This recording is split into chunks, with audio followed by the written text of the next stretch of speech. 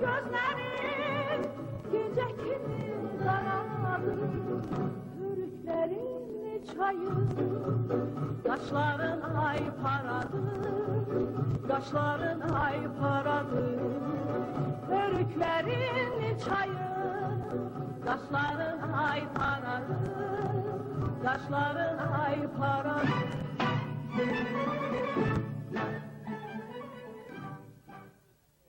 Hacı Baba müəllimi canlı olaraq görmüşəm, evlərinə böyle müəllim bayaq danışdı. Mən onları çox hamısını təkrar eləmək istəmirəm. Yəni bir neçə dəfə Hacı Baba müəllimin evində biz görüşmüşük bu mahnıları. Amma doğrudan da mən inanmadım ki bu həvəskar, bəstəkar mahnısı bunlar. Həqiqətən çox gözəl mahnılar yazıb. Bir neçə mahnısını biz Möhrət müəllimin ansamblıyla lentə aldırdıq. Yəni bu saat o fondda var, televiziyada var. Yəni mən dediyim gibi çox danışmaq istəmirəm. Mən o Sara xanım oxuyubdu, ne üçün səni bəs onu da bilmirəm. Sara xanımın ifasında mən eşitmişəm, qulaq asmışam. Çox gözəl ifa edib və Sara xanım icazə versiydi. Buyur, buyur, oxuyun. Müəssərdən sana həmişə qulaq asın. Çox sağ ayrı düştük, aylar öptük. Gönül sensiz bir çalmayasın. Ayrı düştük, aylar öptük. Gönül sensiz bir çalmayasın. Bahçe saldım, önce açtı, gül oldu.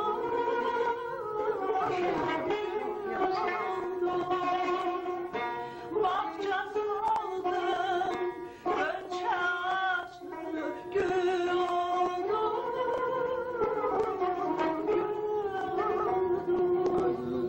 Ey içim seni mesuduna bilmiyorum. Ey içim seni mesuduna bilmiyorum. Mesuduna bilmiyorum.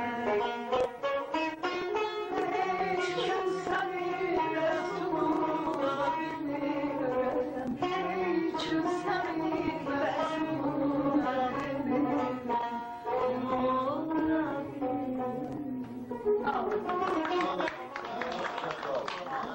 Sağ ol, Allah.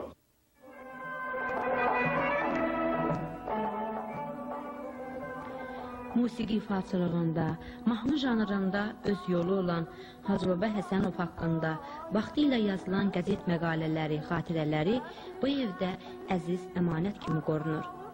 Axı bu resenziyalar, mahnı mətinləri təkcə bir bəstəkarın deyil, həm də çox istəkli və qayğıkeş bir babanın öz nəvələrinə qoyub getdiyi saxlanç yadigarıdır. Sara Qədimovanın, Tələt Qasımovun, Adil Bağırovun, Möhlət Müslümovun, Aygün Bayramovanın söhbətlərinə hakim kəsilən bu verilişin son iştirakçıları ilə, Hacı Baba Həsənovun nəvələri ilə apardığımız söhbətin bəzi məqamlarını sizə də çatdırmaq istəyirik.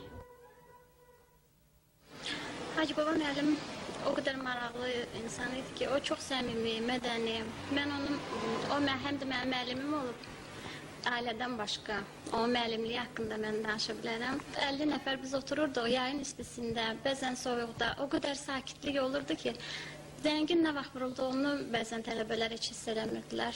O sinifdən çıxıb gedirdi, uşaqlar hamısı sakit otururdu, dönürdülər, mənə baxırdılar.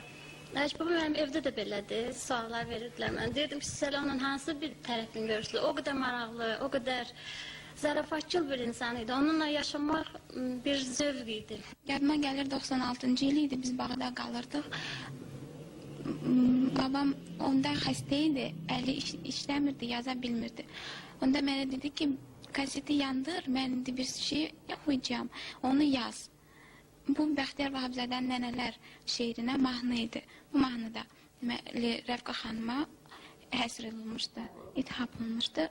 Belə də yazıb baba öz əl yazmasının üstündə. Mən incə sənətə daxil olmaq istəyirəm. və aktyor, rejissor olmaq istəyirəm və mən o sənəti götürmüşəm babamdan. Yadımda o qalıb ki, mən babam həmişə dərsdən gələndən sonra solfejodan, musiqidən kömək eləyirdi. Mənə çoxlu müsavetlər verirdi və məsləhətlər verirdi. Və birlikdə biz dərslərimizi eləyirdik və mənə çox kömək olur indiyənəcən babamın məsləhətləri. Mən çox balaca idim, babam o qədər də yadıma gəlmir. Mən ancaq yadıma gəlir ki, necə mənə nağılları danışırdı. Böyüyəndə başa düşdüm ki, o nağıllar vəbşi yoxdur.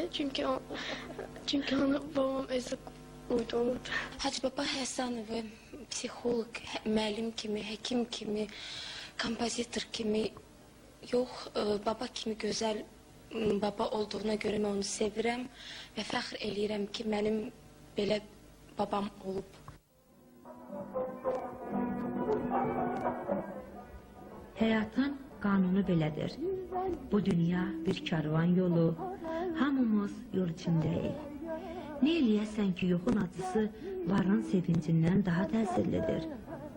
Belə anlarda Hacı Baba Həsənovun xatirəsi ilə baş-başa qalanda ailənin, qızın, oğlun, nəvələrin də karına bu şəkillər gəlir. Heç şübhəsiz, xatirə işığına yığışdığımız bəstəkar, həkim, psixoloq Hacı Baba Həsənovun əməlləri, arzuları bugün də yaşayır. Mahnılarını oxuyan ifaçılar, sənətçilər yaşadır bu adı.